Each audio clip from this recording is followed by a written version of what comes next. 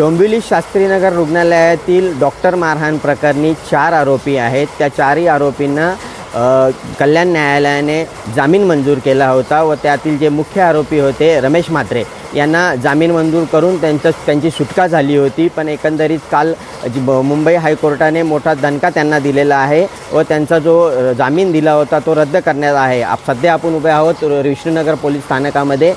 High court Dombivli Shastrinagar रुग्णालयातील doctor मारहाण प्रकरणी 4 आरोपी आहेत। त्या 4ही आरोपींना कल्याण न्यायालयाने जामीन मंजूर केला होता व त्यातील जे मुख्य आरोपी होते रमेश म्हात्रे यांना जामीन मंजूर करून त्यांची सुटका झाली होती। पण एकंदरीत काल मुंबई हायकोर्टाने मोठा दणका त्यांना दिलेला आहे व त्यांचा जो जामीन दिला होता तो रद्द करण्यात आहे। सध्या आपण उभे आहोत विष्णुनगर पोलीस स्थानकामध्ये।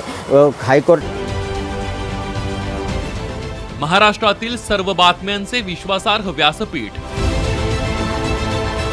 सकाळच्या सर्व सोशल मीडिया प्लॅटफॉर्मला लाईक, फॉलो आणि सबस्क्राईब करा।